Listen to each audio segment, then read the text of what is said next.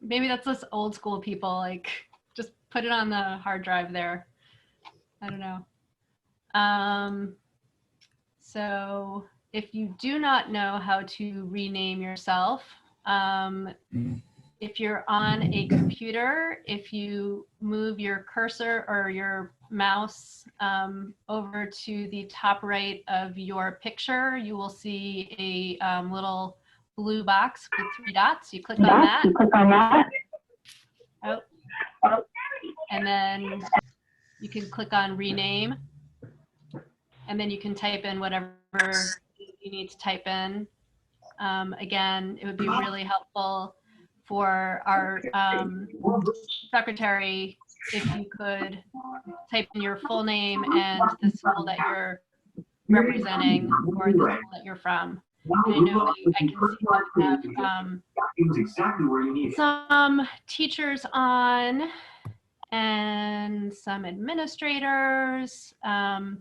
But if you are a parent, at least, it would be great if you could let us know what school you're from.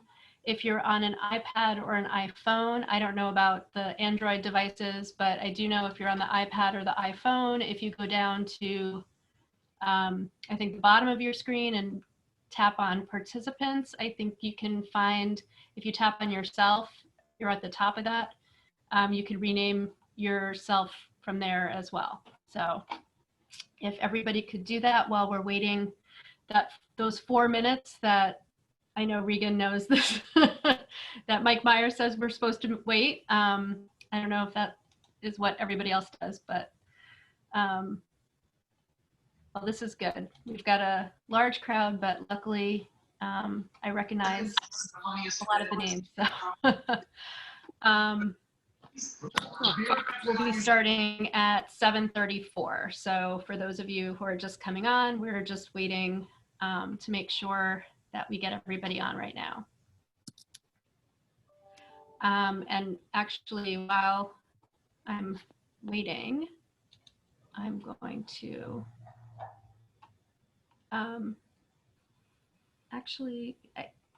Michelle, I think she's on actually. Thanks though. I saw her name somewhere. Yeah. All right. Welcome everyone. It's finally feeling like November today. I'm gonna try to put the agenda. Can I put a document here? If you hit on the bottom where it says share screen, you should be able to. Yeah. Well, I'm just going to put the document in, then. You can put the document in the chat also, Jennifer. If you just paste the link, it'll open up. That's what I'm looking to do. Thank you. So let's see, downloads, and then there we go. Okay. So I just put in the agenda into the chat if you want to take a look at that. We did send that out by email to everyone, but okay, to 7:34. So welcome to the Parent Teacher Council meeting for November.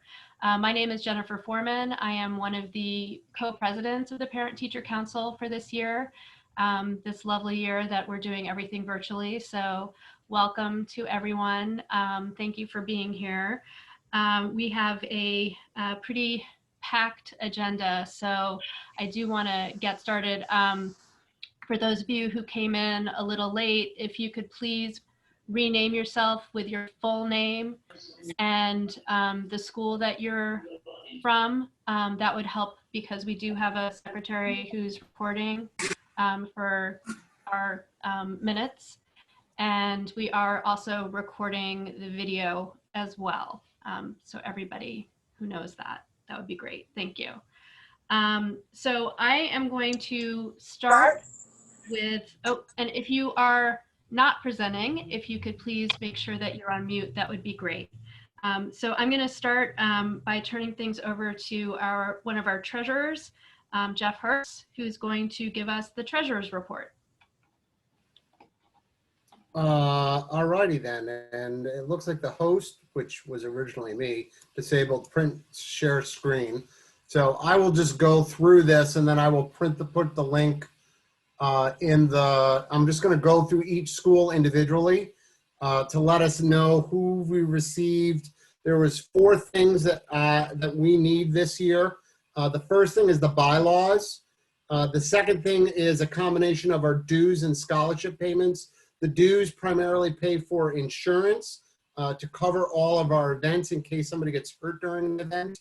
And at the end of the year, there's a scholarship that the PT Council provides to seniors that apply to it. And then lastly, it is the treasurer's responsibility to file a tax return on behalf of each of the individual PT councils or PTOs of their own individual schools. Those are actually not due until the 15th. Those should be submitted online through the IRS portal and then submitted to me via email. You should have received emails from me with this update, and I will send it out after this call so that if you're a treasurer or president, you can get an update. So very quickly, AITE, congratulations. I have everything that I need from you. Clunan, I have everything I need from you except for your tax return. Davenport, I do not have an electronic copy of your bylaws. I have a paper copy. So if anybody from Davenport can get me a copy, an electronic copy of your bylaws, that would be spectacular. And you also owe me a tax return. Dolan has given me nothing. Sorry, Dolan. You're big yellow and red on my column, but you're not the only one. Friends of Stamford High, you're reviewing your bylaws. You've delivered your dues and scholarship and no tax return. Let's see here. Hart, also reviewing your bylaws and delivered me everything else that I need. KT Murphy, giving me everything else I need. Number 2 on the list. Yay, KT Murphy. Newfield, your bylaws are under review. You owe me dues and scholarship. Northeast, I've not received anything from Northeast. Rippawam, I need a tax return. Rogers, tax return. Roxbury, tax return. Schofield, also, I only have a paper copy of your bylaws. So if Schofield has an electronic copy of your bylaws, please send them to me. I also need a tax return. Let's see, that's Schofield. Springdale, I don't have dues or scholarship from you yet. Stark called me today. Thank you, Jackie. They're in the mail. Still Meadow, I've got everything but an electronic copy of your bylaws. So if you have an electronic copy, please let me know. Strawberry Hill, I need tax returns. Toquam, Turn of River, and West Hill. Yay, all 3 of you are good. And lastly, alphabetically, not in our hearts, Westover, I have an electronic copy of the bylaws, but I don't have dues, scholarship, or a tax return. I know I went through that very quickly. I was hoping to show you my color coordinated PowerPoint here, but it's the way it is. Very quickly on the budget, we are slightly ahead of the budget for the year. We didn't wind up taking an advertisement out prior to the candidates forum in October. So we are saving a little bit of money on that front, but otherwise all expenses are in line. And once we've received all the dues, we'll be completely in line, and barring any other unforeseen circumstances, we should be in a good place on the budget as well. So that in brevity is the treasurer's report. That's you. Thank you, Jeff. All right, so we are going to move on to item number 2 on our topics for discussion, which is our bylaws committee report. I'm going to ask Regan Allen if you want to give us a little report about our bylaws committee. Sure. Okay, so I'm helping with the bylaws committee. Typically, we encourage all PTOs to review their bylaws every couple of years, and we have not done it in a while in PT Council. You also may be aware that the PT Council Executive Board signed on to the Stamford Stands Against Racism statement this summer. And one of those things to do from the statement is to examine your policies, how they may contribute to systemic racism. So we are looking at our bylaws. There's a small committee of us, and we really want to make them more inclusive. There are some little things that we just want to change because the PT Council is for all parents and all teachers in our community, and we want to get rid of any language that may make it a little less inclusive. So we'll be presenting the new set of bylaws sometime next month, and then we'll be voting on the amendments in January. If anybody wants to join the committee, I'd be happy to send you the drafts and some previous drafts from a long time ago so you can sort of learn more about it. Thank you, Regan. Would you put your email in the chat if anybody wants to email Regan if you're interested in helping with the bylaws? That would be great. We could use more input, but we're pretty far along with it, so we could use a fresh set of eyes. Everybody's welcome to help out with this, but I don't think it's going to be a huge undertaking. So it would be great if we could get a couple more people to help out with that. Thank you. And then I will also turn it back over to Regan to talk about the technology volunteers. And I actually cut and pasted the information that I'm going to put in the chat if you want to talk about it, and I'll put in the sign up. Sure. Okay, so I'm also, I am an AIT and Dtla parent, but I also work for the Stamford Public Education Foundation. And one of our programs is parent leadership. And a bunch of our parents, graduates in our programs, mentioned that it's really hard for parents to learn some of the technology that's being used in the schools, whether it's Parent Portal, Google Classroom, Edgenuity, Lexia Core 5. And the webinars that have been posted on the website are fantastic. And, you know, they're really, really great. But a lot of parents need the one-on-one support, and they need time to actually practice using those platforms. So we, with PT Council and the Office of Family and Community Engagement, we are going to start a technology volunteer program. So we are looking for parents and community members who want to learn how to use these platforms and kind of become experts. You would be trained by Stamford Public Schools staff, and then within your I went on mute.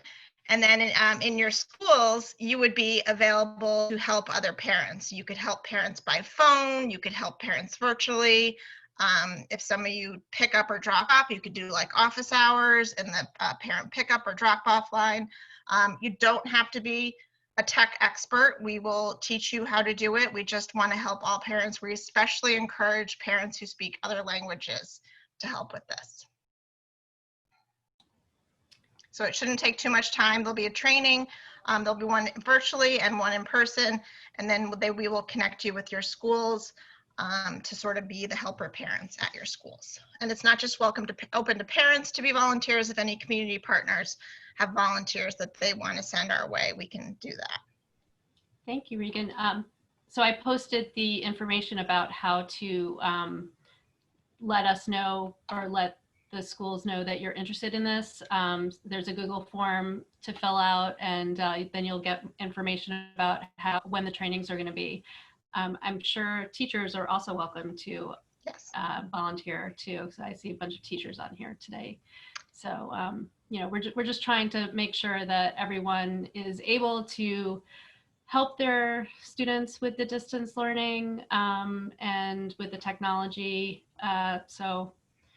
And one thing, just Jeff, going back to the treasurer's report, I am concerned. I don't know if we have a representative from Springdale this year.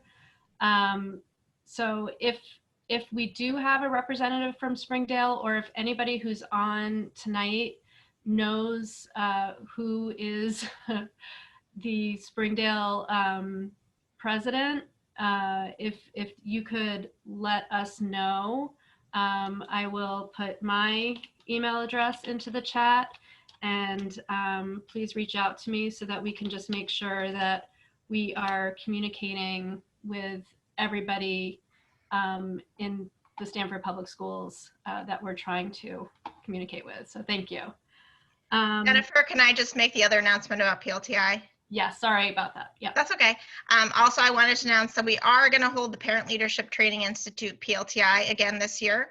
We are going to do it virtually, and we're crossing our fingers that if there's a vaccine, maybe we can be in person at the end of the year. But the class will start in January virtually. We're looking for 20 to 25 parents. A flyer will be distributed next week through Peach Jar, and I'll send to the PTOs. It's a really great program. A lot of people here on this call have done it before. It teaches you how to become an advocate, not only for your own child, but for all children in Stamford. So please look for that flyer, and please post on your social media and in your weekly newsletters. We really appreciate it. Free training, and it's really amazing. The second thing I wanted to say is that SPEF is also launching a program called Here to Help. You may have gotten an email about it today. If not, it should be in Dr. Lucero's weekly message tomorrow. It is basically kind of like a hotline. So if parents need help with childcare, translation, healthcare, transportation, parents can call this one or two numbers in English and Spanish and get connected to the resources that they need. So look out for that email tomorrow, and the link to the website and the hotline number will be on there. Thank you. Thanks, Regan. Thanks for all that great information. There's a lot going on in Stamford, and yes, Jeff. So Michelle asked me to post in the notes who owes what, since I rattled that off very quickly. So way to be organized, Michelle. Thank you. And if anybody has any questions, they can certainly hit me up privately in the chat here on Zoom, and I'm answering questions. A couple of people have shot me a question, so if you want to. Thank you. All right, so we have two main speakers, well, one panel. But before we get to the panel, we do have a speaker tonight, Amy Famiglietti. I'm sorry if I'm pronouncing that wrong. Who is going to talk to us briefly about the fund drive. So Amy, I think I saw you earlier.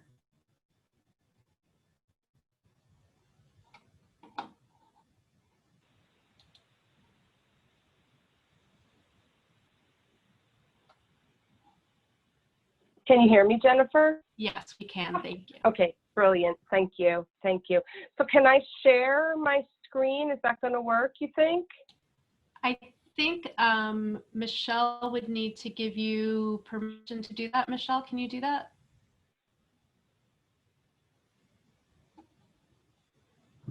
I think you can try. I have no idea. One participant can share. Okay, let's try. It's disabled, Michelle. All right. It sent me a message saying it was. I don't know what to do. All right, Jeff, help me out.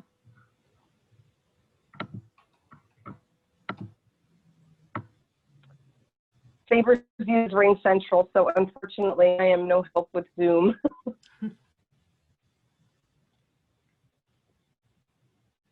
Oh, there it goes. Perfect. Can everybody see that screen? Yes, we can, thank you. Oh, brilliant. Thank you so much. Thank you. So Jennifer, thank you very much. Amy Famiglietti with the Sabres Fund Drive program.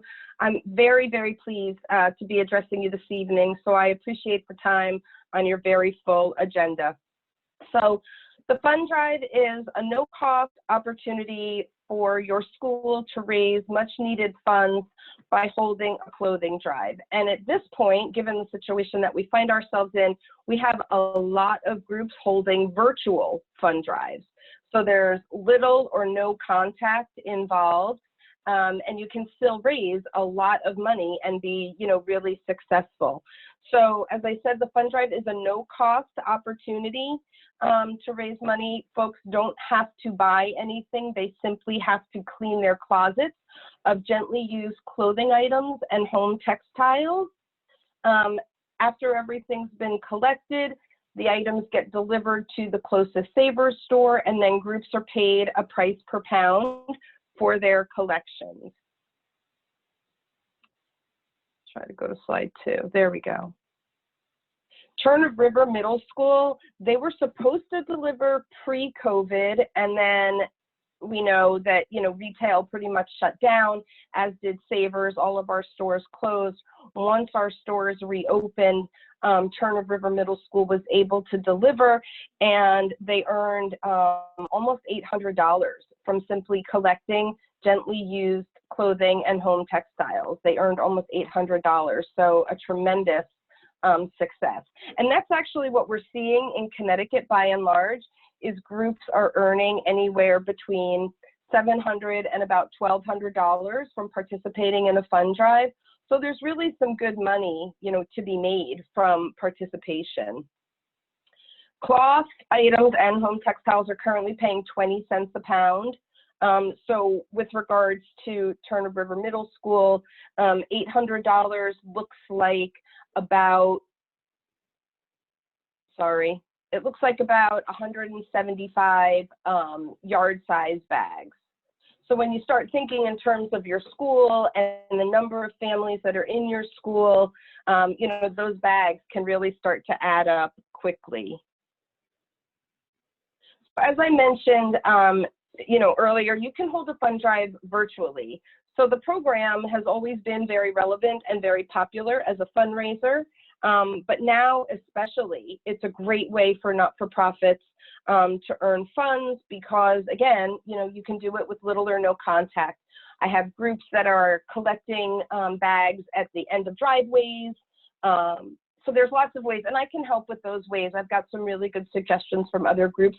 I can help with storage. I can help with collections. So I've got a lot of good suggestions that I'm happy to share.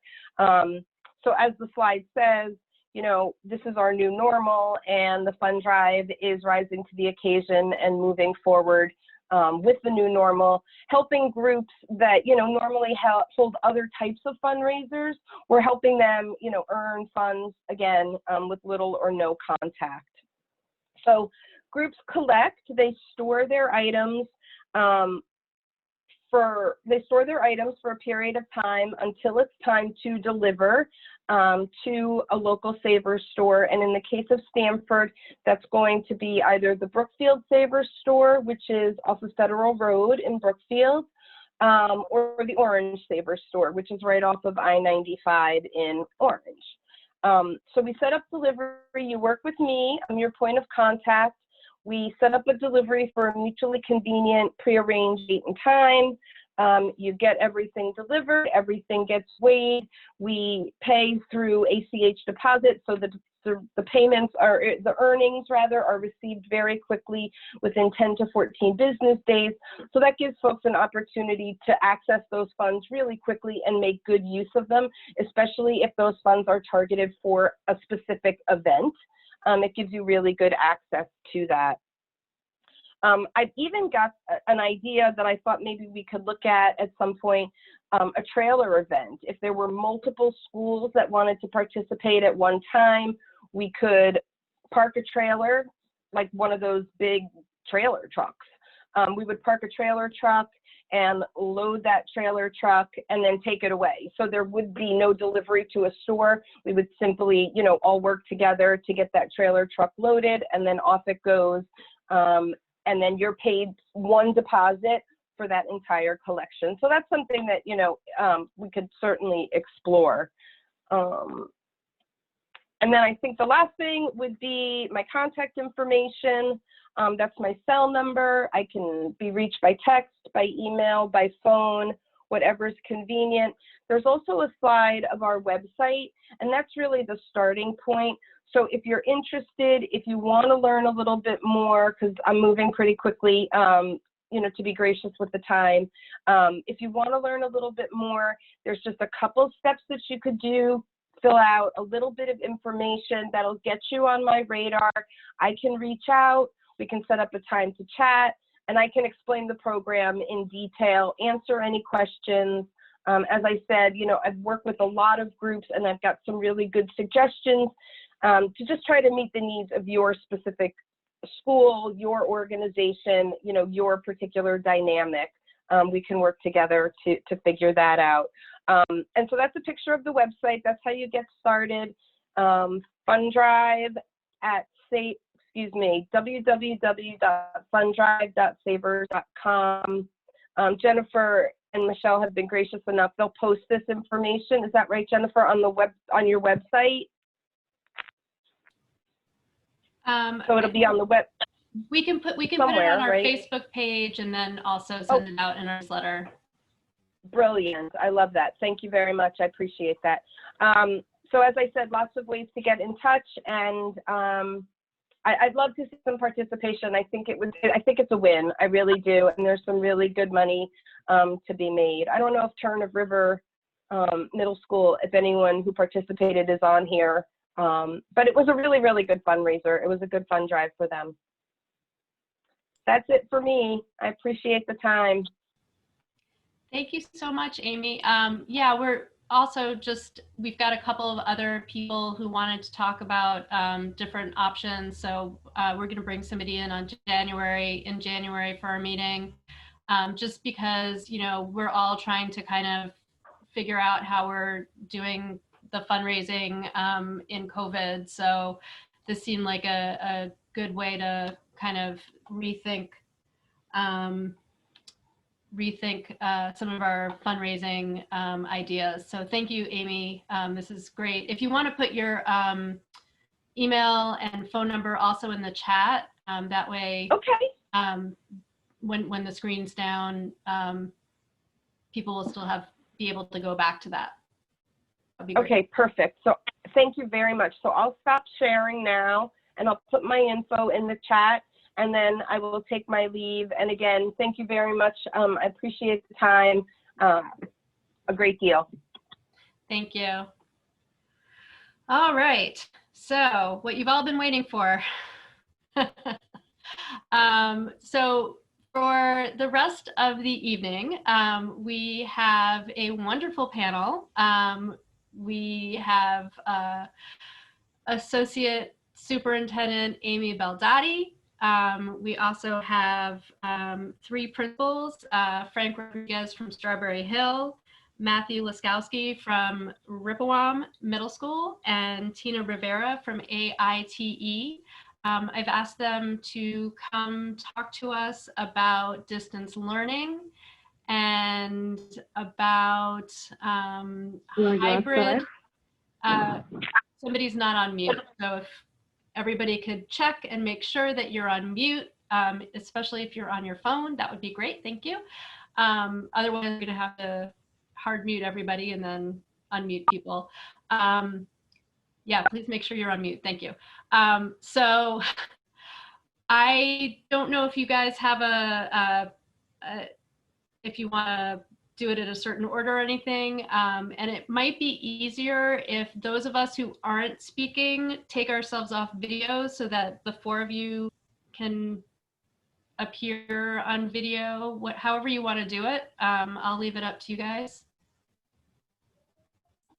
I prefer that people stay on video. Okay. It's easier to talk to faces than black boxes, but that's it's up to you guys. I'm gonna start it off. I am Amy Baldati. I'm one of the associate superintendents. I'm the associate superintendent for teaching and learning. So I want to just thank PT Council for inviting me and 3 outstanding principals to join me tonight to just talk a little bit about a hot topic of live streaming and what that really is, and how we got to the point where we are as a district. And Jennifer was nice enough to collect questions from all of you, and so we're going to try to embed those answers to your questions in our comments, and then we'll try to leave time at the end for anything that maybe we didn't answer or any further clarification that might be needed.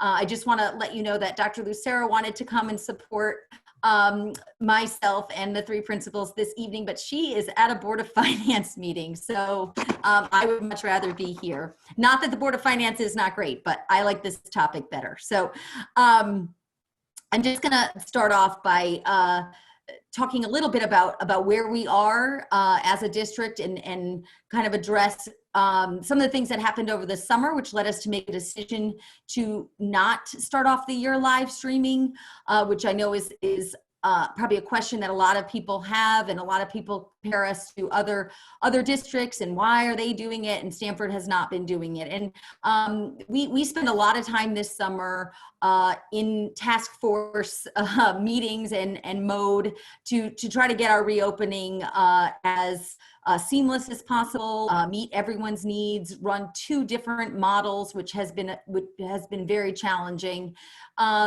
And, you know, technology is a huge undertaking in a district this size, taking on a one-to-one initiative and making sure that we have technology in all of our classrooms, but in also all the hands of every student. And so one of the reasons that we had decided to not live stream right from the beginning was that we knew that not every child would have a device in their hand on day one. And that is not through a lack of trying or even ordering very early. We ordered in May and June, and it's just been, you know, supply chain issues getting all of the technology that we need and all of the Wi-Fi that our children need as well. And so we are now at a point where we probably have 99 or 98% of our students have a device and have Wi-Fi, and we feel comfortable that need has been met.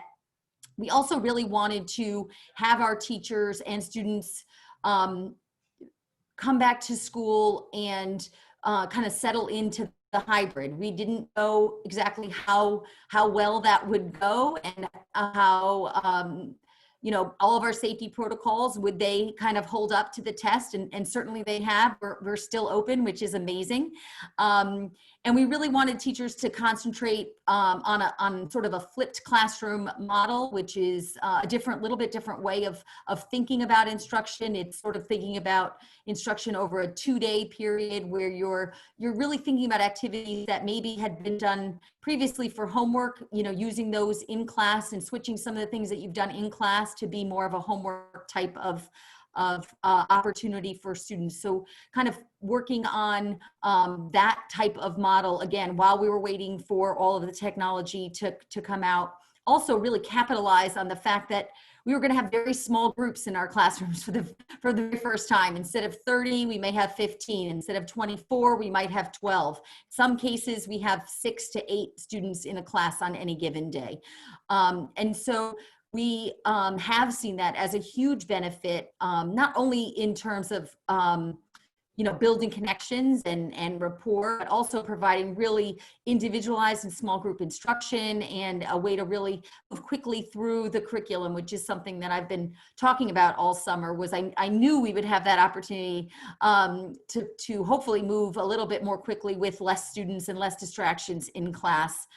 And one of the other big things was that, you know, live streaming is not as easy as sounds. I don't know if any of you have been in a meeting where some people are actually with you in a room and some are online. It's very challenging. It's very challenging to run a meeting that way, where you have people that are in the room and people that are online. It happens to me frequently at the government center.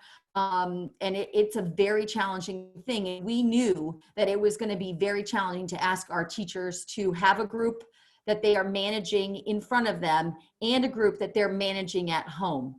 And we wanted teachers, again, to get very comfortable with the hybrid and develop relationships with their students before they sort of took on this next challenge. So it's always been in sort of our back pocket as something that we knew we wanted to offer as a tool for our teachers to use. And that's the kind of the stage that we're in right now. All of our teachers have been given an extra device or in the process of getting an extra device, so they will have an additional screen in their classroom to use. All of our students have their devices. So we're at the point now where we feel comfortable initiating some live streaming, with the caveat that live streaming is not the only solid strategy or instructional tool that a teacher has to teach effectively in the hybrid model. And so what we have decided as a district, and this is teachers working collaboratively with administration, is that yes, we are arming our teachers with this tool. We are offering them training and professional development on how to use live streaming and when to use live streaming, but it is not ever going to be the expectation that a teacher is going to live stream every minute of a class. So 6.5 hours at the elementary school is not going to be, the expectation. What we're asking our teachers to do is work with their building administrators to develop a plan for their building. We have had 2 working groups in the last 3 weeks or so, one at the secondary level and one at the elementary level, made up of teachers and administrators, work on a framework that's been given out to the buildings to take as the guidelines and the expectations for live streaming, and then make that a document that works for their school building, that works for their students, that works for their families. And that's really important as well. As many parents that we have that really want live streaming, there are probably equal number that are like, please don't live stream. I want my kids off the screens. I don't want to really do that on my at-home learning day with my children. We have found other ways of keeping busy or educating them, and we are not really even interested in that opportunity. So there's a lot of communication and things that need to happen. I want to just address the article that was in the newspaper today with the headline. I think that was quite potentially, depending on your perspective, maybe it was very exciting, maybe it was very upsetting. It is not really true. I think that the headline was a little bit misleading. We are not mandating live streaming. We are encouraging teachers to consider the use of live streaming as an additional tool that they have. They need to think about the lesson, what the instructional goal of that lesson is, and then decide, is live streaming the best way for me to meet that goal? Or are there other more appropriate ways to meet that goal that day for those students? And so it's not something, again, that is being told to teachers that they must do, but it is being encouraged and offered. And again, a building-based kind of opportunity for teachers to have this additional tool in their toolkit, which they have many, and they're doing an amazing job. But this is just one more opportunity that they have to think about live streaming as a tool. And so live streaming comes in many forms and shapes, and I'm going to turn it over to Frank and Tina and Matt, and they're going to share a little bit about their specific levels and what's happening at the building level, some of the pros and cons that they've already seen with live streaming, and I know they're going to have sort of a conversation with all of you, and then, like I said, if you have questions towards the end, we can certainly answer them. And so I'm going to turn it over to Frank, actually. Great. Thank you so much, Amy, and thank you to the PT Council for having us. Amy touched on a lot of the themes that I'm going to talk through, and Matt and Tina are going to chime in. I like to look at this as really like a learning forum. I know many of us may have one position or the other, and I feel like even my wife, in talking to this, she would think that she have a little bit more knowledge on this, but I think when you just say the word live streaming, it almost feels like, yeah, it's like a snap of a finger. Yeah, why don't we just do that, right? So I wanna all of us to kind of really think about this with an open mind and a learning forum in terms of how we see it with the educator hat on. So the way I want to frame it is that live streaming is a tool. And I think everybody's on the same page on this, on the elementary, middle school, and high school level, teachers, administrators. And we really want to look at it with some underlying assumptions, right? Connectivity and interaction, right? That's one component of why we want live streaming. Experience, enjoyment versus not doing it versus being at home. Knowledge and understanding of the end user. At the end of the day, are we saying that it's more beneficial, more knowledge, more understanding from our students? And the curriculum requirements, right? We're talking about the pacing, are we getting everything in? So I'm looking at those 4 underlying assumptions, and this is a discussion that we had, Matt and Tina and I, in terms of how we're looking at this. And really, I feel like all the principals are looking at this with these components. No, now take those assumptions and we're looking at the pros and cons, right? So the pros are, yes, it's another tool that can be used in a variety of modalities, right? There's a greater level of enjoyment in terms of live streaming versus being at home and not seeing anyone, any of our friends, right? So obviously there's a little bit more of enjoyment versus asynchronous. And there's a perceived notion of more connectivity. I'm going to talk about why I'm saying perceived notion, that the all classes together, there's more ways to interact. You get to be with the entire class rather than half the class. Another pro is that ideally, in a perfect world, you're covering all of your work in an ideal pace, in an ideal world. So what are the cons? Well, you know, I ended with the ideal world because we're probably the furthest away from an ideal world than we've ever been. And I say that because, you know, in terms of prep time, in terms of what a real world scenario is, sometimes we're pulling coverage. Sometimes we don't have enough subs. And some of that planning time that you need for an endeavor like this is taken away from the teacher. So I just want you guys to understand that's what we're working with here. There's the sense that the interaction among, Amy touched on this, the live and the at-home component at the same time, being able to have that interaction and dynamic, it's very different than 100% online or 100% in person. Doing it at the same time, both, and that interaction, it's a different dynamic. And what I mean by that is there's tech issues that I think we're almost there with getting through that. But in terms of, then there's some irony here. In terms of the mini lessons that require more hands-on components, we really need to look at the opportunities where live streaming really lends itself towards those lessons and where it doesn't, right? So when there are lessons that really entail a lot of hands-on work with students, it actually is going to slow down that lesson. And the intention here is that we want to speed it up for the pacing. So there's some irony here in terms of when we're doing live streaming, and the consensus is that sometimes it takes away from that mini lesson, and sometimes it may take away from the small group instruction with the live in-person kids, okay? So we want to understand that level of complexity. So another thing is the equity issue, right? You know, we have students that are with caregivers, with grandma, nothing against grandma or grandpa, but, you know, I know my parents, if my son was with them, they'd have a difficult time trying to figure out exactly how to navigate Google Classroom and help a first grader or help a kindergartner through live streaming. And I know many of you guys are probably nodding, hopefully are nodding your head in agreement on this. So we need to understand that component. And what do you do when you are moving ahead in a lesson in a pacing guide and a third of your class, we need to redo that lesson again or find a way to differentiate. That's a big challenge.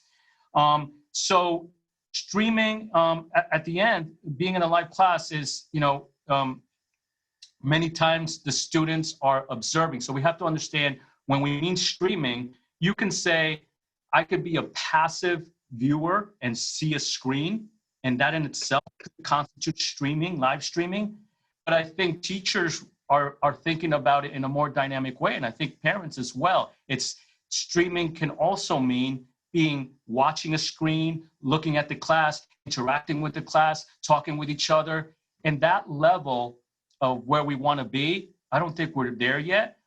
So we're all trying to understand how we're using streaming, and within streaming, what those levels can be. Am I passively looking at a screen? Am I using it just to inform my students, or am I using it also to interact? And so that takes a level of planning that it's not just turn the Chromebook on and we're on. So I wanted to just give you a sense of those pros and cons, right? And then I want to also talk to you about what we're all doing, okay? So what we're doing, and I can say with confidence, is probably across elementary, middle, and high school is that we're looking at our power standards. We're looking at the highest priority learning standards that students need to learn. Okay, I could tell you that I just met with first grade and in our school, and they're underlining, they're bolding the concepts, they're looking at those power standards, they're looking at the Common Core standards, and they're assessing what are the most the most important components that we need to do in the math lesson.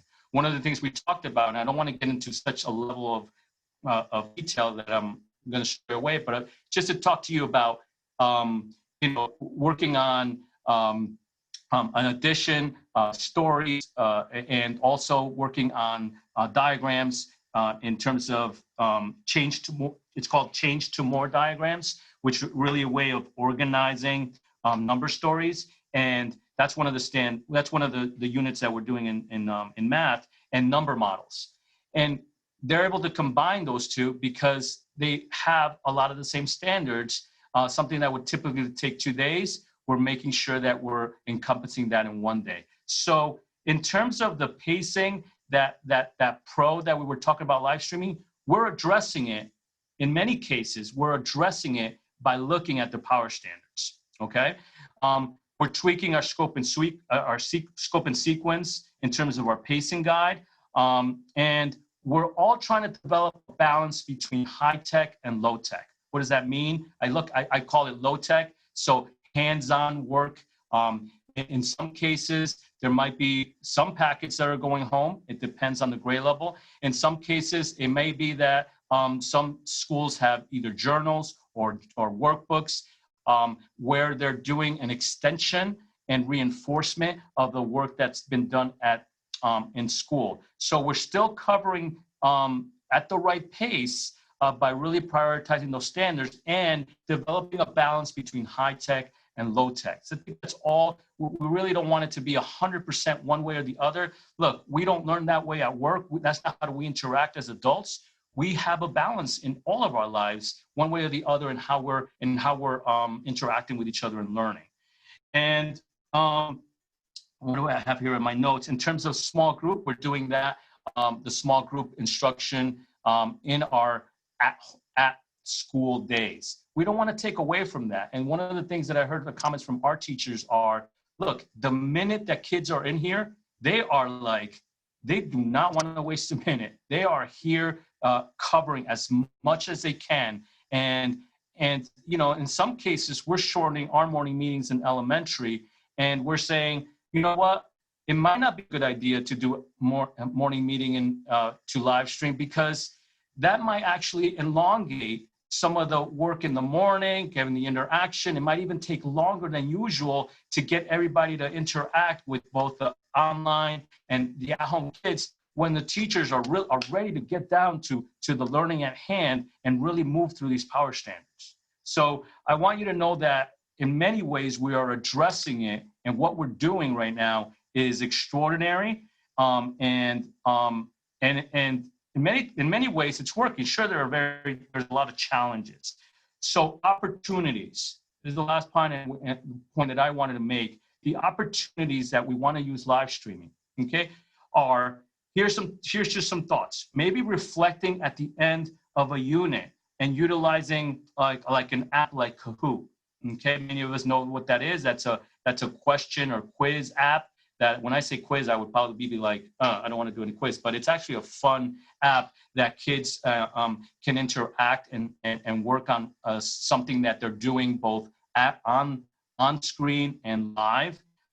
Maybe it's introducing a lesson with a familiar concept, not something totally new. Maybe you already talked about a concept, and now you're introducing something else that's related, and you want to get the kids to talk. And then when the kids that are at home are coming to school, you're building on that lesson. Okay, so maybe it's sharing a video clip. Okay, sharing a video clip. Everybody gets to see the video. Maybe more of the interaction is done in person, but you're sharing the video and you're starting to think about what the independent work can look like.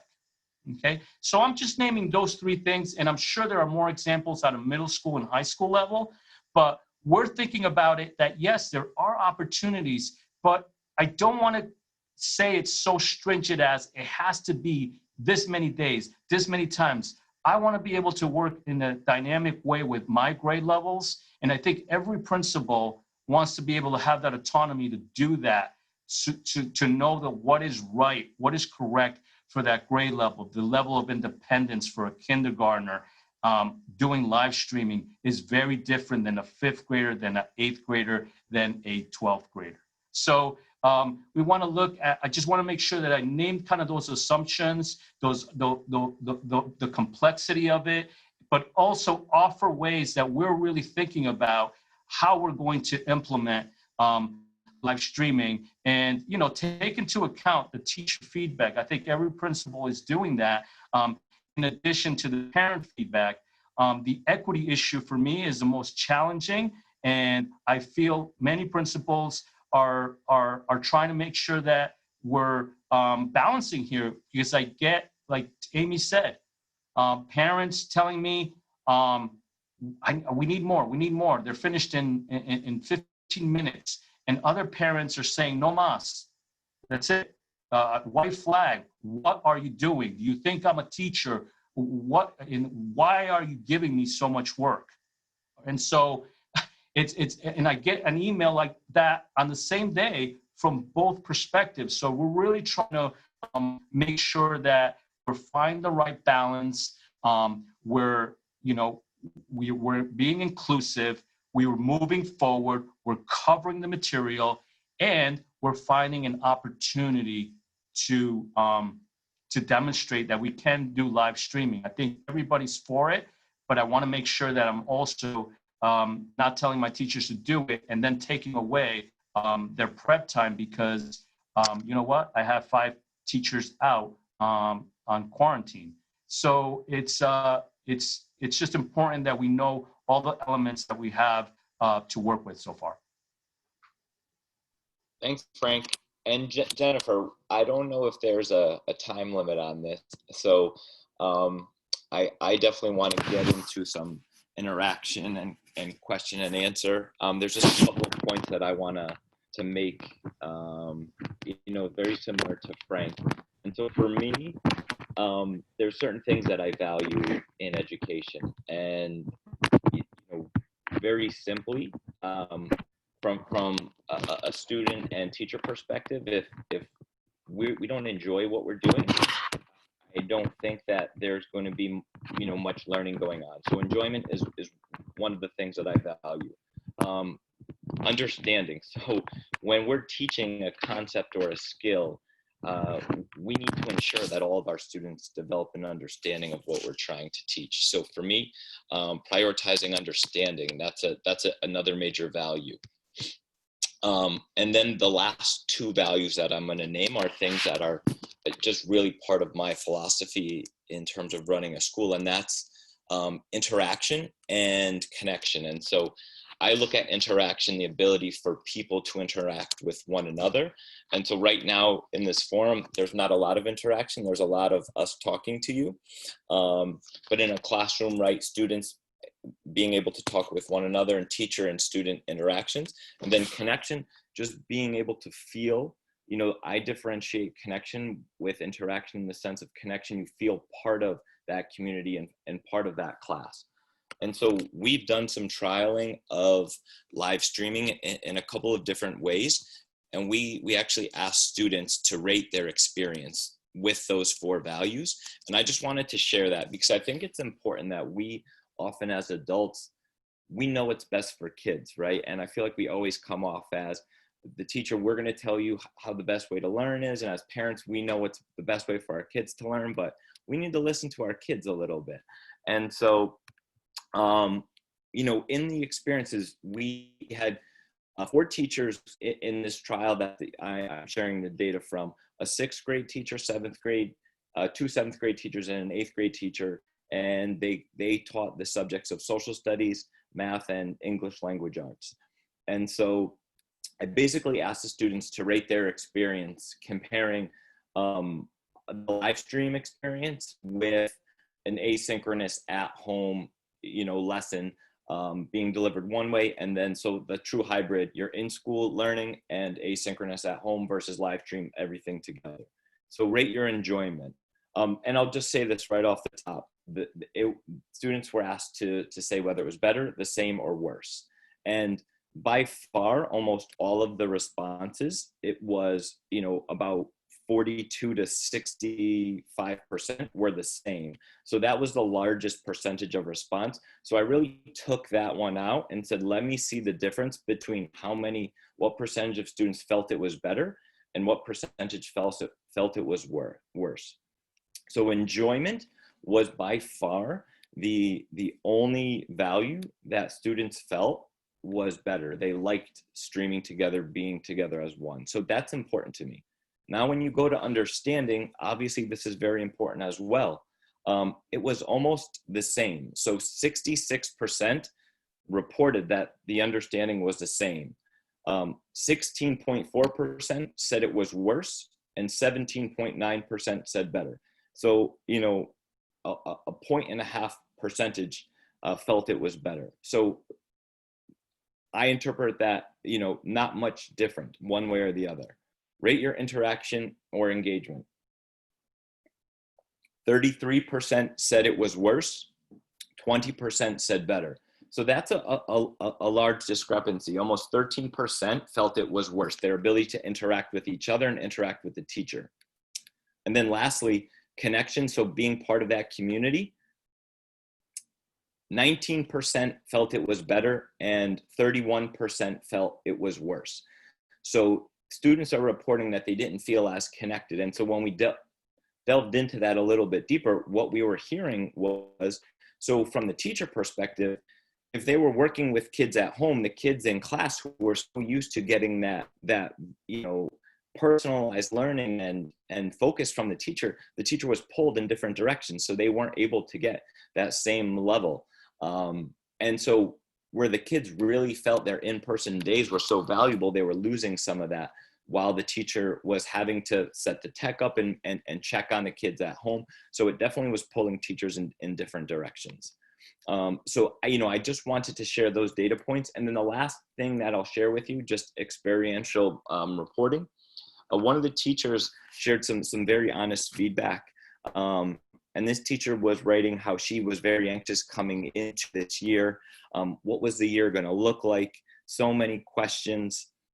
And she was uncertain about the hybrid model. How was it going to work having a group with them and a group at home and trying to manage both? And so here's really what she said about pacing. Looking back at where we were at this point in 2019, it is important to know that we are exactly where we should be in our curriculum, despite the fact of teaching live every other day and school beginning a week later. This is a true testament to the hybrid model and proves just how well this system is currently working.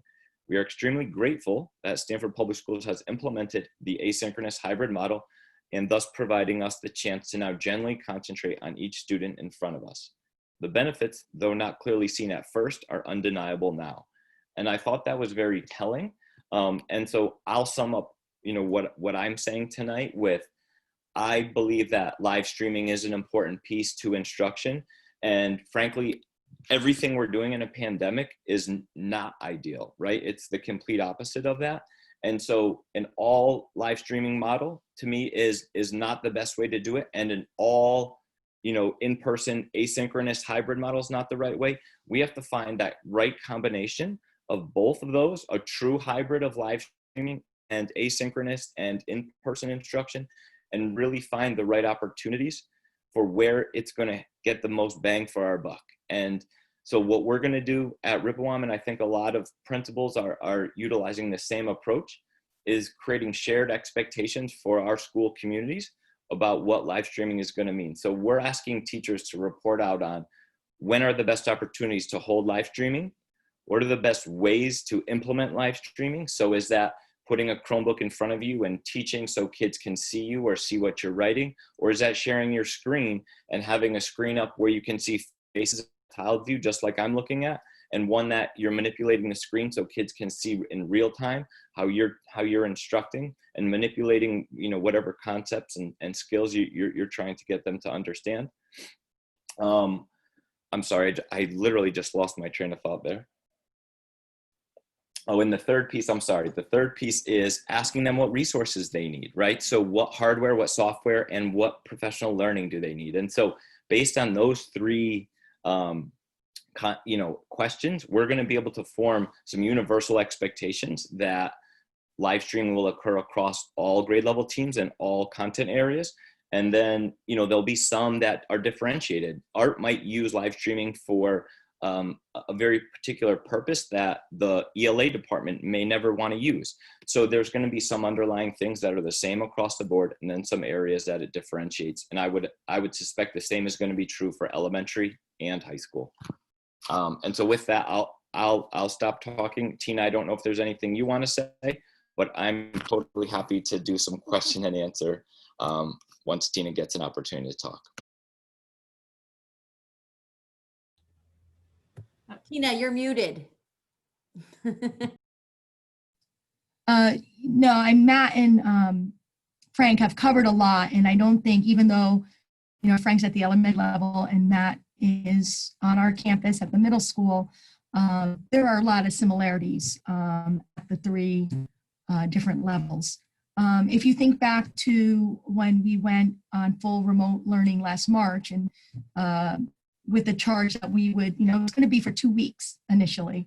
At AITE, we've always been a one-to-one computing school, so it was easy to say. I mean, I didn't have anything to, go by. This was the first. Business as usual, everyone. We're going to log on with our students. We're going to have 88-minute classes, and there's going to be no problem. Teachers did that. But what we started to see, even within that 2-week period, is not every student necessarily was on the same plan, even though that was the expectation. And then as we were in distance learning for a longer period of time, we started to hear concerns from students and parents about how much is too much. And if you remember, as a district, because at that time, the only thing consistent was that there were a lot of inconsistencies. So teachers were using different platforms and different tools, and parents were confused, and people were confused. But we went from the distance learning phase 1, we improved and we moved forward, and there was a lot of work done in staff development and a lot of support, so that we heard the concerns. Teachers got stronger, they shared with each other, because just like in our heterogeneously grouped classes, there are learners at different paces, right? Learning takes place at different rates. So our teachers who were stronger were able to support, the teachers that needed additional support, and we got better at it. Now, again, is it the ideal? Does it replace, traditional in-class, instruction? No, but it's the best we had at that time. And as we got better at it, students overall expressed that they had better outcomes. Did we leave some students behind? Certainly. Online learning is not for every student. And if your child attends AITE or even the other high schools, we all have different virtual high school online platforms or learning platforms to increase our course offerings, and we don't recommend them to every learner. So in any event, my point was that teachers finally were getting in stride, and then, a lot of decisions had to be made over the summer, and the decision for in-person, the hybrid learning was made with a lot of thought, a lot of research, a lot of discussion. And I think it was the right decision, because one of the things about full remote learning is a lot of students feel isolated. There's an increase, a lot of students were, the rate of anxiety and depression increased. So having that in-person experience was very, very important. And I think if you have children that go to AIT or West Hill or any of the Stamford public schools, the kids that are here in school are happy to be in school and have this opportunity. So I just wanted to say that. And now we're asking teachers to teach in this new model, right? They had just gotten comfortable with the distance learning. So the first thing is when you're asking somebody to do something, I think Frank talked about this a little bit, is making sure that we understand we have a common lexicon and a common definition of what we're talking about. So live streaming, when you say that word, if we asked you all to put into the chat, what was your concept of live streaming, we would get as many different participants. I think at one time we had 82, we'd get a lot of different responses. So both Matt and Frank gave you a good, I feel, summation that it's a tool and that it could be, we talk about synchronous, but it could be a teacher sharing their screen. It could be a teacher recording their whole class. I have teachers who pre-record lessons and post them for students to view, not only when they're at home, but if they need to go back and look at something for support, they're able to do that. So there's lots of different ways that it looks like.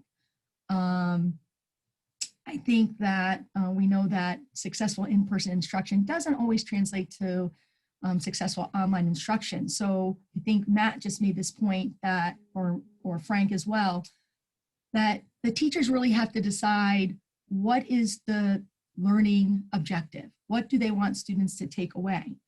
And then they have to determine what is the best way to help students achieve that. If I'm a science teacher doing a demonstration, maybe I would videotape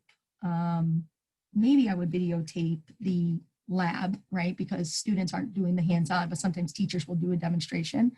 But maybe depending on, if I don't have a camera, like a certain kind of camera and I have to use one on my laptop, maybe that's not the best way for students at home to see the experiment. Maybe I'm going to do that experiment in class, and for my students at home, I may have them do something like predictions. What do they think is going to happen, as a result of the lab? So teachers have to make instructional decisions based on what they're teaching, based on the learning objectives. And as Frank or Matt was saying, they have to do it based on the standards. Teachers, there's a learning curve. So I've had, like every school, the early adopters. I've had teachers who bought the little cameras that you stick on top of your laptops, or they had them. They bought microphones and they set up live streaming where you're videotaping what you're doing for your students in the class at the same time as with your students at home. And I've asked, asked teachers to send me those videos, because it's one thing when you're in the class experiencing what those students who are in the class are experiencing, but it's another thing entirely when you're at home. And one of the things that we found is that when students are presenting in the class and they're sharing their screens and they're talking, it is harder for students at home to hear what's going on. A teacher sent me a video. He actually has a huge whiteboard at home and he does math problems and records these videos. But it's a little hard to see and a little hard to hear. So there are challenges with live streaming, just as there are with any tool that a teacher chooses to use. It's just a matter of if this is the best decision for what the teacher is trying to accomplish, then how do we make this work, right? We talk about ideal situations in general. Well, there are ideal, but we're not in a perfect world. But I've asked teachers, we did a needs assessment and we said, how many of you need additional support, whether it's technology, whatever it is, now that we're asking you, those of you who may not be live streaming on a regular basis, to consider more, what kind of support. And, some of it's technical, like, could we have a better microphone? Learning a lot about those kind of things like omnidirectional microphones and all these other things that probably none of us ever dreamt of. Better lighting. You don't think about that, but you can't see my whole office right now. I had to shoot a video this week for our virtual open houses, and I bought this last year during distance learning because I'm like, why does my lighting's terrible, but everybody else seems to be good? A lot of people bought these ring lights. If you know what that is, it's the backlighting that you get. So, you have better lighting. So some of them are technical. Some of them are things that are a little bit beyond their control. So like, for example, I'll have teachers that complain sometimes with internet connections within the building and bandwidth. So again, things are not ideal, but teachers are making the effort and really trying to find the best tools, and live streaming does work in many cases for what teachers are trying to accomplish, but it's not the only tool that they have. I was, in every department, I asked every department, because the charge, as Matt was saying, and Amy said earlier, we talked about as a district, what would this look like? What supports do people need? How can they do this? And then within our own schools, we're asking teachers, I've asked teachers to, by department, get together and talk about as a department, what are some maybe consistent practices or things you can come up with around live streaming as they might pertain to your department. It might only be one thing. And the reason I say this is because what's happening is, the nice thing is that when we moved from distance learning last year to the start of this school year, the district had committees, so educators, everybody was a part of these conversations and decisions. When they decided to move to Google as the preferred, as the primary platform, it was a game changer, because those of you who, were working and looking over your children's shoulder from time to time know that some teachers use Zoom and some teachers use Office 365, the team function. So we're moving towards trying to have some consistent practices too with live streaming in departments. So I'm trying to think, I saw some questions because I really want to leave time for questions now. And Frank and Matt touched upon some of the things that we're all, as building leaders, working with our staff to try to accomplish. The other piece is, I think, I asked teachers to, what would they want parents to know to help them, or to know what we're dealing with, or to even help them with what they're trying to accomplish. And they wanted you to know that, remote learning, live streaming is not necessarily the panacea for everything, but they're working their hardest to try to deliver the best instruction they can to your children. They want to partner with you, just as we always talk about in a typical year. We want to partner with parents to help support your children. And for kids on their at-home days, it's so important to have routines, and for you guys to help us, because when you're in person, you can see a student who's easily distracted. But when you're online, even as an adult, I know when I'm in a meeting and my phone's ringing and somebody's at my door and things are happening, there's so many distractions. And what's happening when teachers are live streaming, they're noticing that students aren't turning on their videos and other things are happening. And they would like you to know that as they start to do more live streaming and get more comfortable with these things, it would really be a huge help. And I think in the document that's coming out that Amy was talking about, that the group developed, and that each school is going to kind of personalize, that there are expectations, just as there were during distance learning, for administrators, for teachers, for students, and for parents. So it's a work in progress, and we're trying to get better at it. But I want to take some questions out, and I want to just jump in on one of them, because it was pertaining to the high school, and it had something to do with, if we go back to distance learning, what does that mean? I don't know if you want to, I think, did you say something about that earlier, Amy? Because I feel like distance learning is a lot simpler in that everybody will be really getting live streaming. So I don't know if you wanted to expound on that. Yeah, I mean, you would have to be foolish to not, for us to not be planning that we may have to at some point go full remote, right? I mean, there are increased cases in Stamford and in Connecticut and around the country. And so it may come to a point where we need to close a school for a certain amount of time, or all of our schools for a certain amount of time, hopefully not 3 months again like last time. It may be a 2-week period, it may be something else. But so we do have that. I know that was a question. We are planning for a return to full remote. And we are, working on that with representative groups of administrators and central office staff and teachers to get those rolled out. We will be ready if that happens. I hope it doesn't. And it's not imminent at this point. Our health department, the commissioner of education today came out with a statement. Our schools are the safest place to be right now because we're actually following all the protocols. We have all of the things in place, especially in Stamford, where we have maintained our 6 feet apart. Our schools are very safe. We have not had transmissions or outbreaks or any of that happening. Most of the cases that we have in our schools, it's someone in the family that was sick and that then student got sick from that parent or whatever. But we have done a really great job, I think. And if we can keep it the way it's been, we're going to stay open. So that's amazing news. But we would, like I said, be foolish to not be planning for either a short term or a little bit longer term closure. But we're not at that point right now. But if we are needing to do that, we will be absolutely ready for a return to full remote.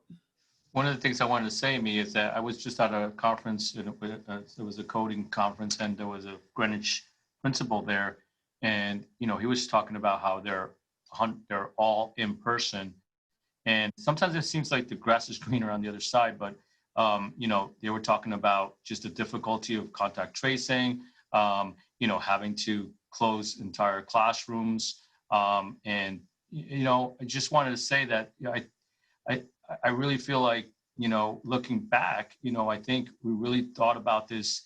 And we really were deliberating as a district. And I think, at first there was a lot of pushback and, you're going to have people that don't want one way or the other, whatever you choose or not. But I really feel like the hybrid model has really worked well, given all the circumstances. And as we were saying, there's not a perfect one circumstance, but I really feel like in this case, it has worked. And Amy's right about, the schools being safe place. You don't get that perception when you're getting the emails from us, what seems sometimes every other day that there's a case here, but it stops here. We were getting a call that there's something going on with a family, and we immediately go into contact tracing, and it stops here. We have not seen it kind of go from one student to the other in a classroom. It stops in the classroom, and then we'll get another call that there was a soccer tournament or someone had, a birthday party or something, and grandma's COVID positive, and then we get the son that's positive or whatever, or the grandson. So, I just wanted to say that that element is lost sometimes in our communication. One of the questions that came up in questions were what do we want to do to improve? And I think, at least for me, I really want to really think more about the interaction and how we're doing that. And that's a difficult thing, I think, just looking at all of us here, some of you guys, I see your faces, some of you I don't. We communicate 80% by body language, by how we're looking at each other. And I think, we lose that a little bit when, I at least need some nodding, or like a smile or and so that to me that's how I'm communicating. I'm putting my teacher hat on with the kids, and that's how I kind of work. So I want to work through really improving our interaction with kids. And that also means using the extensions that are available on Google Chrome, on the classroom. And our teachers have done a fabulous job of where we were in March and where we are now, and hearing our colleagues share what they're doing. And they're saying, oh, well, I'm doing this and I'm using this extension. I won't even know to name you all the extensions, but, kind of like these virtual Post-it notes, and students can interact based on the concept. And we really want to be able to continue to push those limits, and the teachers are doing that. And so I want us to kind of take a step back and see, wow, this is what we were doing just in September. And sometimes it feels like we've been doing this forever because no one likes this scenario. Everyone wants to go back to normal, but it's only been since September. And I want to say that what we've been doing, I'm sure there are a lot of needs to improvement, but I think that's the interaction needs to something that I want to think about more purpose in how we're doing it. And that's tough. That was tough when we were all here, making sure that we're very purposeful in how we're asking questions, how we're getting students to engage. And so if it was difficult when we had everybody here and really thinking about questioning, then I think it's going to continue to be difficult if we have it online, and if we have half of us online, half of us in person. So that's something that we're going to continue to work hard and continue to work our professional development. And there's some things that transcend the professional development. Is not just have your teachers been trained in live streaming, have your teachers been trained there's some things that transcend. There's conceptual understanding and questioning that I think go hand in hand. But we also have to make sure we're using our tools to that objective, right? All the online tools that we have, and being able to work on that. So that's I think that's something that I feel all principals really want to think about to improve as a district, as a school. One of the questions I don't think we totally addressed, but it's from Melissa Friedman at West Hill High School about, since it says high school, that's why I jumped in. A lot of students are going to quarantine or more than when we started. I can only speak for AIT at this moment. However, I think with more teachers starting to use different aspects of live streaming, the students, when they're home, because they're home longer now, 10 to 14 days, they can actually access in these classes where this is happening, they can access their learning online. And like I said, it may look like teachers posting videos, or they may directly in real time be having those kids join in with their in-person experience.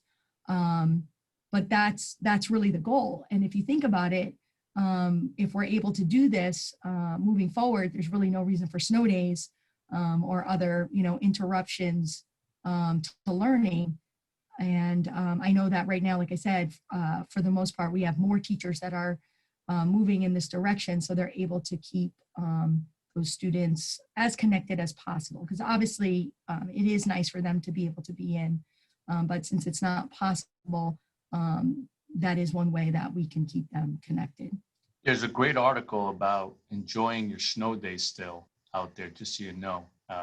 It's out there. I thought I saw it in the New York Times or somewhere. So just putting that out there. I don't want to start another controversy, but there's a good article about, look, enjoy your snow day. Tina, just to add on to Melissa's question. So, I think that question has to, in some ways, be answered at each particular building, because everybody's kind of running things slightly different in the sense of, I know at Rippewam, when we have kids on quarantine or who out for whatever reason, we have our teachers posting on Google Classroom, both for the in-person day and the asynchronous day. And so if somebody's at home, they should go onto Google Classroom every single day. Now that's just part of the equation, right? That's the assignment and the lesson of the day posted. But in our setup, we have, if our teachers are teaching 5 times, in many cases, they teach 4 hybrid sections in 1 DTLA class. So what we've actually come to do is share the links, the Google Meet links for the DTLA class. And so if somebody's out on quarantine, they'll get the instruction through that DTLA section for those 2 weeks. And that way they're able to access some live instruction while they're away. Now that doesn't work 100% of the time, because not 100% of my teachers have, a 4-in-1 model. But that was a creative way that we were able to keep kids connected. Another way is some teachers are trialing this, where they literally will keep a Google Meet open in their classroom the entire day, and they'll just check on it periodically. And so they can answer questions, and if they see somebody hop on, they might change their view and use a Promethean board in a slightly different way. And so really, I've just challenged my staff to be as creative as they can in keeping kids connected. And we identified that actually early on. Ripawam had one of the first cases in Stamford, so we identified this as an issue right away and came up with some creative solutions. And so, I think that every school needs to look at how they're offering DTLA classes and hybrid classes, and I think live streaming does present an opportunity to keep these kids connected, even when they are on quarantine. So just wanted to answer that. So Amy Notter had asked some questions in the chat box about hearing concerns about lack of consistency across buildings and in classes, and a concern potentially about there not being the same in every building, if buildings are sort of allowed to make their own decisions going forward about when and where and how to live stream. And I think that's a good question. I think that's a pre-COVID concern, which we're trying to categorize some of these concerns as, that was a concern before we had COVID. All of our buildings are not exactly the same. Some have magnet themes and others emphasize other things. There are differences between our teachers, as much consistency and as much, standards-based instruction that we try to implement. We do allow for some variance, and there's teacher personality and lots of things that play into what maybe one parent thinks is the better teacher than another teacher, and for another parent that was the best teacher they ever had. And so we did develop a framework for all of our schools that they must follow, so it's not completely delineated, but it is a pretty tight framework that every school is not allowed to take anything out of. They can only add to, they can only add a little more detail. So I think there is going to be a good amount of consistency, but we also trust our building administrators, and they need to do what's right for their teachers and their students and their content, and they will, we do try to give them a good amount of autonomy as well. But I think there's oftentimes more consistency than not. I think there was a couple other, but it moved here now. I think another really great point that she asked was, teachers are tired. I'm tired. I'm very tired. Teachers are tired. Administrators are tired. And her point was, why don't maybe one first grade teacher make a really cool lesson and share it with all the other first grade teachers across the district? And we have certainly encouraged and want our teachers to do that. But if teachers well, they're not always the best sharers. Sometimes, they either think that what they've done is not good enough and they're afraid for their colleagues to see it. They might be like, well, I think it's okay, but it's really not that great, and I don't want anyone to see what I've made. Or sometimes they feel like, well, I put in all the work, I don't really want to share it unless I'm going to get something in return.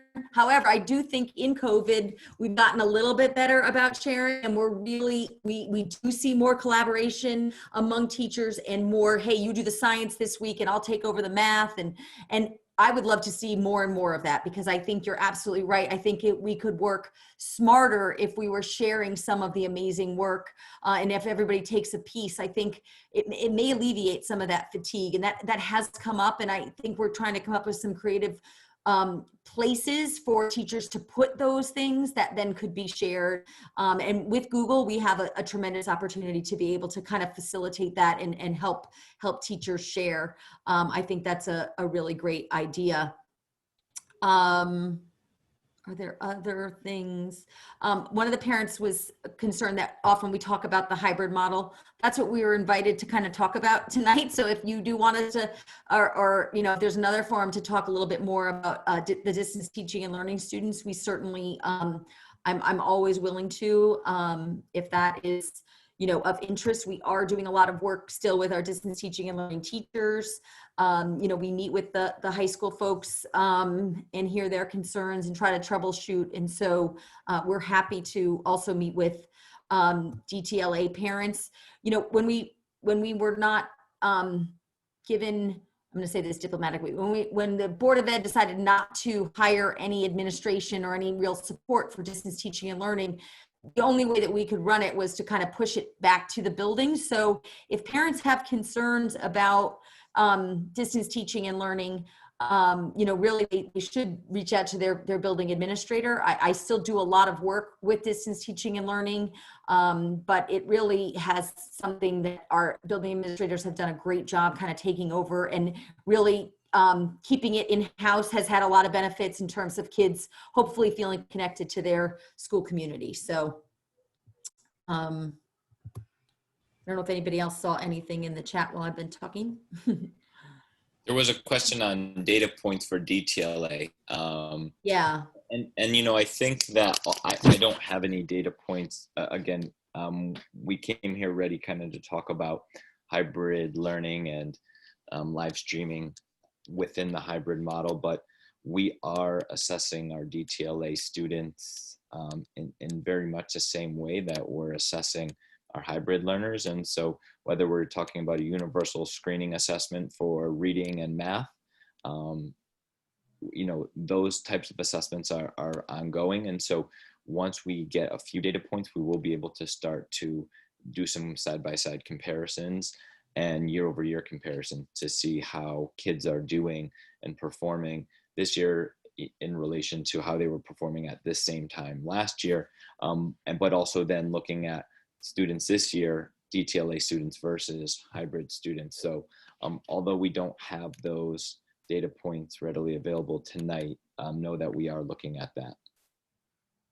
I do want to jump in here right now since it is 9:02, and speaking of being tired, I realized that our guests have been working a very long day, and we appreciate your time and your willingness to come speak with us. And I just want to thank you again for this. We've recorded it, so hopefully we'll be able to share the recording for anybody who did not get a chance to see it. And, thanks again. I'm sure we will have more questions in the future, but this was really helpful. And I appreciate everybody coming to hear this, and we hope to see you soon. Have a good night. Thank you. Thanks for having us.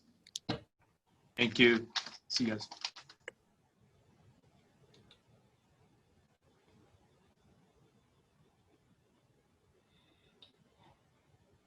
Is the meeting continuing or just? No, we're leaving. Completely off, right? Okay, great. Yeah. Good night, everyone. Thank you. Thanks, Amy.